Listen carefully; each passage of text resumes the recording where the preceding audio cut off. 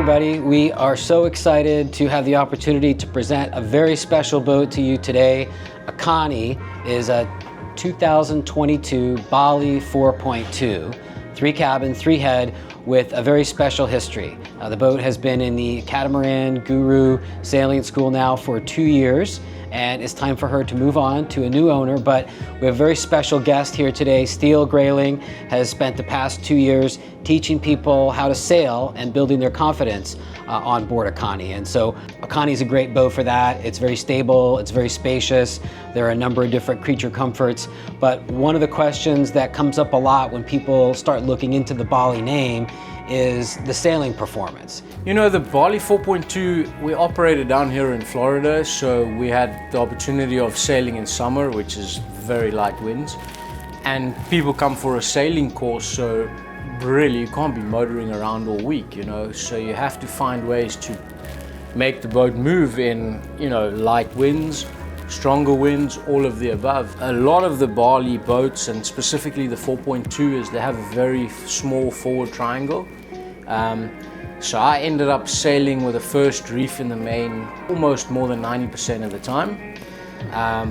You know, because what happens is if you have the bigger mainsail up, it tries to round your boat up into the wind, and you don't have the jib to counter it to go downwind, which means you're always permanently sailing with a 12 to 15 degree rudder angle, so it's just slowing you down. So that's one way, and I always tried to keep the mainsail filled up, but have it as high, the boom as high as possible, so it's kind of spilling air out, but it's still got air in it. I found that to move the boat really great. What would be the typical wind speed, or I should say, at what wind speed do you go ahead and put that reef in? The lighter the wind speed, the earlier I'd put a reef in, so honestly. 8 knots of breeze, you're already... I'm probably putting a reef in. Now when the wind gets stronger, if I've got 12 knots of breeze, okay, the jib's big enough to actually counter that main, you know. But in lighter wind speeds, it's very counter what you would do and what you really should do, but I personally found that to work better. You ever find yourself any side-by-side sailing with any other boats out on the water? Yeah, pretty often. How does that go? You know, I always tried to race the boats that look fast, and that, you know, always went to plan. But you know what the definition of a sailboat race is, right? Yeah, when the wind's blowing. Right. Almost every single person I had on the boat for sailing school has the, you know, concept in their mind that a sailboat or monohull is quicker than a catamaran. And I would say almost 80% of same-sized monohulls we would outsail. And then catamarans, similar sizes but different brands. It's very close, you know. I think in that, you know, it's pretty much who trims their sails the best. And what about maneuvering the boat? I know, you know, please refresh my memory. Does it have a self-tacking jib? Yeah. Okay, so maneuvering is what? Yeah, maneuvering the boat's really easy. Tacking it around is very simple, even single-handedly. You know, so under sail, maneuverability is great. Under engine, it's very easy. So tell us a little more about the tacking technique that you use. I know a lot of people say that they have a hard time getting the boat through the eye of the wind, right? What technique do you use on Akani to make that easier? Tacking with a self-tacking jib that is pretty small. It takes some getting used to. The method I personally use, as soon as I've committed to tacking, I turn my wheel hard over. Everyone always has a thing about, oh, well, when do I start turning back? I only start moving my wheel once I've passed 60 degrees on the other side. What's beneficial before you tack is to have your jib nice and tight. Because what's going to happen if your jib isn't sheeted nice and tight and you tack, it's going to catch wind earlier, which is going to make your bow go downwind faster, right? And what can stop your bow going downwind? Well, if your main is tight and it's not sheeted out, it's going to counter your tack, right? So when I'm tacking, I make sure my main is loose, I make sure my jib's nice and tight, and I turn hard over and as quick as possible. I know Akani also has a code 0, which is a very versatile sail, right? You can use it in different conditions for different wind angles, and you know, it's a furling sail as well, right? That goes out on the sprit. Why don't you tell us about how you use the Code Zero on Akani? Yeah, so furling sail, which is great. I love it. And you know, those Code Zeros on the 42 are very versatile because the boat doesn't have spreaders. So you can't actually knock the sail on the spreaders, which means you can sheet it really tight. So I've used the Code Zero up to 60 degrees. Oh wow. Going upwind. Now of course if you're going upwind your apparent wind's going to climb a lot quicker. But yeah, so between 60 and 180. And those sails, I guess, they're recommended to be, you know, used up to 18 to 20 apparent. Personally, I don't like pushing it more. It's because it's a lot of sail area, you know, on a smaller boat. So I would say, you know, any breeze up to about 18 knots apparent. So here's the $1 million question. What's the fastest you've ever gone on Akani, and what were the conditions? So with a northerly breeze going from Florida to Bimini, we hit 13.5 knots on a beam swell. And with the Code Zero, or full main and Code Zero, yeah. And don't ask me what the wind speed was, that's a secret. So here we are on the foredeck of Akani, the 2022 Bali 4.2, right here in Hollywood, Florida. Steele is going to give us a little walkthrough. We're going to start out with a demonstration of the Code Zero hardware and control lines. Steele, why don't you show us what we're looking at here? Yeah, so I got the sheets for the Code Zero just tied up on the bow because I don't like them when they're in the way if you're walking backwards and forwards. But very easy system. It sits on a furler and the furling line runs all the way back to the cockpit, so easy to fill and unfurl. Very easy to work the sheets right up from the helm or the port side of the boat. You got your line attached to the tack down there with a clutch. So if you do want to take it off or work with the furling drum, you don't have to actually go outside of the boat and sit on the, you know, bowsprit. You can bring it inboard and work on it. It's a pretty short reach there. I can see that. Yeah. Very Okay. safe as well. And then we also have the furling gear for the self-tacking jib as well. Yeah, correct. So that's the drum, and it runs back to the exact same place as where the Code Zero's furling line runs. Terrific. And then so there's your sails on the foredeck. We got a nice high bow rail here I see for protection. Yeah, it's about And waist then- height almost. And then if you could orient us a little bit in general in the forward cockpit here, how does this function as a social area? Do you people think when you're sailing, or is it more when you're at anchor? Yeah, it's fully usable under sail. You know, unless you're bashing into huge waves, the forward cockpit's dry completely. So, you know, you can either easily sunbathe up here, a couple people. It seats 6 people very comfortably at the table, and that's my primary dinner table actually when I'm at anchor or underway. You know, you got music up forward, so it's great. No, and you mentioned the hard foredeck up there. That's obviously a space amenity that people can appreciate, right? I mean, most of the people you had on the boat were their first experience. How did they react to that? It's kind of the natural thing to knock it before you try it, you know, and after, you know, a week or 2 on the water, everyone kind of can see why it works. Right. I know some of the concerns with that are being able to drain. You know, if you are in a big wave situation, you get a lot of water in that area. You know, that it would drain out fast enough. I think, isn't there? How does that work? Did you? Yeah, right. So it's got 2 drainage holes right on the bow, very small, and then it's got a huge drain right outside the front door. Of course, under the anchor locker hatch too. You know, even in big seas, water over the bow, I never saw a pool of water, so it's a pretty dry area anyway. So that concern is maybe for just the most extreme conditions, for sure. And the other kind of trademark Bali feature that everybody talks about is the garage door. Also, you know, when you do your courses, do you get a chance to kind of really chill out and enjoy the boat and use that? every day. I tell you what, the 4.2 is not as high as the 5.4 is. So, you know, if you do have a bit of choppy water, you should keep it closed at the back. It's probably better to do in general. But if I'm inside the bay or in between islands that are close, my back door never closes. Awesome. It's a unique feature to the Bali brand, that's for sure. A lot more usable space. How about the anchor hardware? We talked about that earlier. Why don't you show us how that works? Yeah, so very easily accessible. So it just pops open here. This one opens up. And like I showed you, or like we spoke about, you got your control this side, you got all your chain down there, and I got good visibility through the hole or the pocket of the anchor up there. You have the ability to drop the anchor, you know, from the anchor locker up forward or from the helm upstairs, if you choose that option.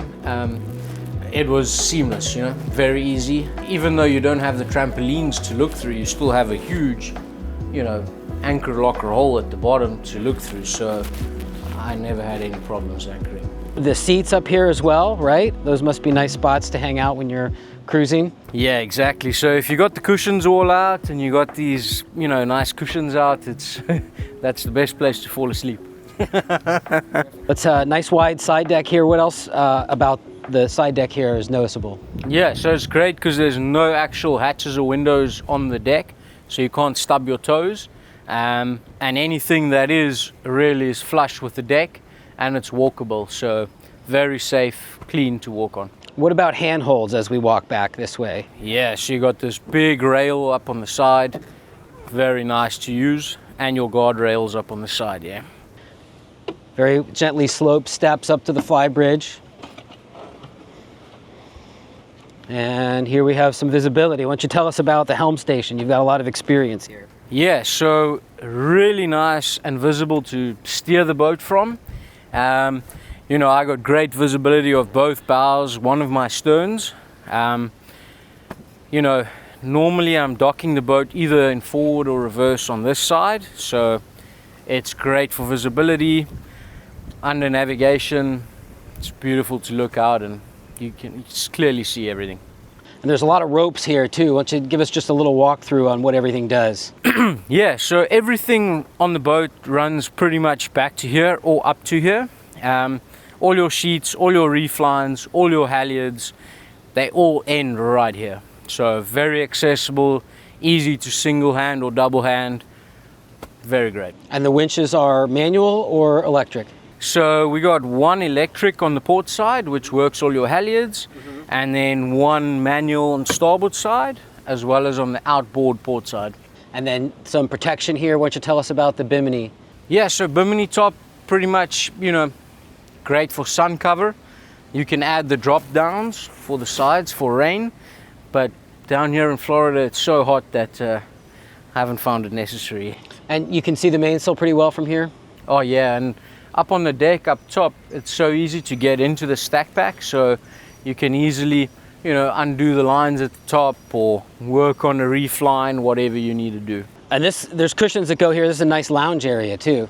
That's the best sun deck on the boat. Up on the helm station here, we got our big chart plotter outside. You got your autopilot control. You got your two panels for the engines, and we got our windlass control upstairs, as well as your compass and your throttles. And of course your steering wheel to steer. There's a handheld VHF located just on the side here that's tucked away. So it's easy to monitor or speak to bridges or other vessels while underway. So here we are up on the upper deck, taking a look at the mast and the self-tacking track. What is special about this mast? So it's a really thick mast. The shrouds run really far aft, so you got a lot of support when going downwind or beam on with the wind. And you'll notice that it doesn't have spreaders. So the distance between the lower shroud and the outer shroud is the one sits right at the top, the other one sits right in the middle, so it really stabilizes the rig very, very well. They designed it in such a way that it doesn't need the complexity of those spreaders, but yet it's still very stable. Now, the self-tacking jib, I see the sheet runs obviously out to the sail, but then it goes up the mast. How does that work? Yeah, exactly. So the blue sheet over here runs through this block, up in the mast, back down to the helm. Basically, this block is attached to the track down below on a car, and that's the gist of the self-tacking jib. So it slides on its own, and then what adjustment do you have in terms of the position when you're sailing? Yeah, right. So you got on each end, you have a stopper block, which you could move to, you know, kind of stop it from going out more than you would like. But if you're not using those, all you're going to be able to adjust with the sheet is how far in or how far out your jib is. These are the Yanmar 4J 45 horsepower engines. Great reliability. They've run very, very well. I trust them a lot. You know, burn rate of fuel, if I run at about 2,000 to 2,200 RPM, I'm looking at just shy of a gallon an hour, which is really, really good. For both engines? Per engine. Per engine. Per engine, yeah. What about maintenance? Maintenance, we've been doing the general, you know, engine service, oil filters, check the belts every time we run. I check the oil prior to running. If I'm doing a long trip, I'm always kind of checking on the way. It's pretty easy to get around, though. You can see it's not a cramped compartment. Exactly, yeah. Very easy to stand on both sides, work on anything you need to. What else is down there? So we got our water maker as well. That's a 12-volt water maker. So not necessary to run the generator when it's running. And yeah, it makes about 30 gallons an hour. So really, really useful on this boat. And what's this stuff right here? So that's basically the cable for the steering that runs on that round piece. And then just behind that is the ray marine control. And then to the right is the actual RAM of the autopilot. Right, okay. So if you ever have any issues with autopilot, again, very easy access, you know right where to go. Terrific.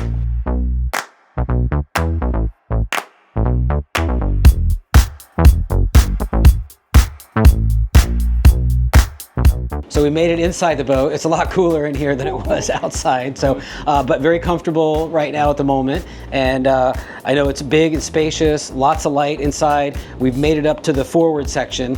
We have the nav station and the galley here. Why don't you walk us through all of that? Yeah, let's start up at the galley. So you got all your control switches, your ray marine system, your VHF.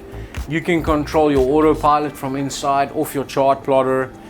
I can start my gen set from inside, water maker, the works. So really nice layout on the chart table with some storage, seating area.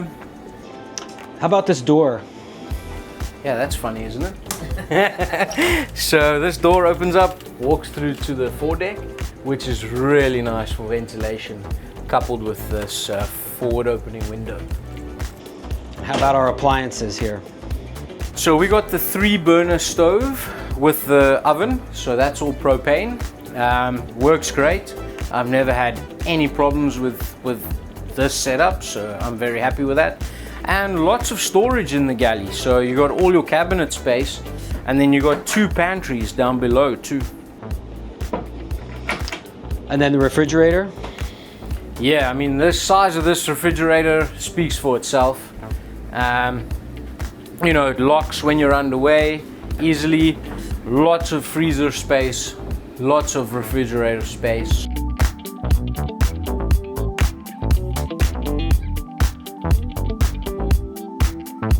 The seating area in this boat, as you can see, there's plenty of space. Lots of storage. All the cushions underneath them have storage areas. So I store extra beer or cool drinks, water, all my tools and spares under there. So great space. Another great feature about the 4.2 is that this table has removable legs with a cushion that slots over it. So this actually turns into a bed, this whole area, which is really useful. We got our little captain's hatch here, so you can pass a sandwich through there. It's great for communication with outside. You know, if anybody needs something in a pinch, it's easy to just shout down here for anybody inside if you need a hand. Yeah, once again, up on the side, great storage areas. Nice area for drinks or sunblocks, whatever you feel like using it. So we're entering the owner's suite right now. Really spacious. Great bed for 2 people, semi walk around. You got your seating area, you got your desk with storage, plenty of storage, cabinetry, works amazing. The head of the owner's suite, really nice because there's 2 wash basins, so husband and wife don't have to fight about who's who.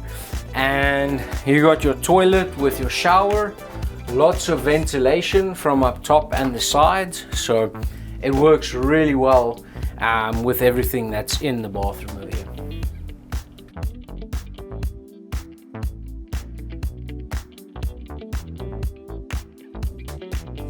We're gonna go downstairs into the starboard hull and have a look at the forward cabin with its ensuite, as well as the aft cabin with its ensuite head. So we're walking into the starboard aft cabin over here. Really spacious. We got its own head with a toilet and shower. So really nice setup for a couple or 1 person. So we're walking into the starboard forward cabin here. And same as the starboard aft, it's got its own ensuite shower and toilet with a great queen size bed that sleeps 2 people very comfortably.